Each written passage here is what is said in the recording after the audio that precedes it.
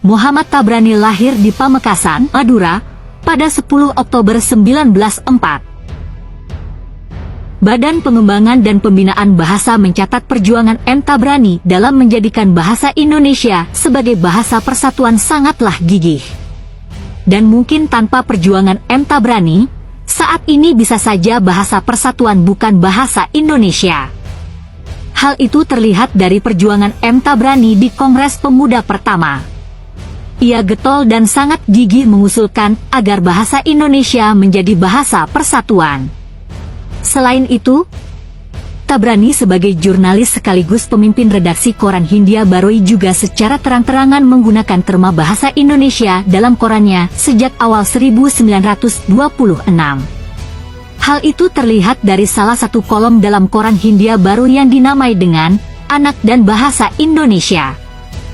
Kolom yang berisi tulisan dari masyarakat itu merupakan cerminan bahwa nama bahasa Indonesia sudah mulai dipopulerkan melalui koran yang dipimpin M. Tabrani. Selain nama kolom, pemikiran Tabrani tentang bahasa Indonesia secara jelas juga terpampang pada tulisannya dalam koran Hindia Baroi yang dipimpinnya. Tulisan yang berjudul Bahasa Indonesia yang ada pada kolom kepentingan tersebut secara jelas mengemukakan bahasa Indonesia sebagai bahasa persatuan untuk mencapai kemerdekaan. Sebuah pemikiran yang berani yang diungkapkan seseorang yang hidup di wilayah yang sedang dijajah oleh bangsa asing. Perjuangan M. Tabrani tersebut akhirnya terwujud setelah pada Kongres Pemuda kedua di mana bahasa Indonesia disepakati sebagai bahasa persatuan. Muhammad Tabrani secara personal tidak mengklaim bahwa sutradara dari hadirnya bahasa persatuan bahasa Indonesia adalah dirinya.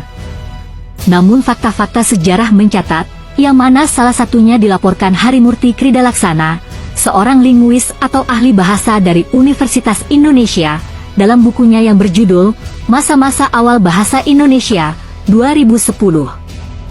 Yang menyatakan bahwa bahasa Indonesia lahir ke muka bumi pada 2 Mei 1926.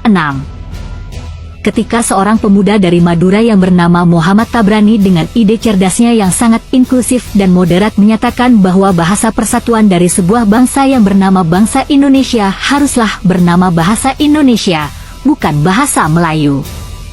Jasa M. Tabrani sangat besar untuk bangsa Indonesia, sehingga Badan Pengembangan dan Pembinaan Bahasa Kemendikbud RI terus berupaya agar ia mendapatkan gelar pahlawan nasional.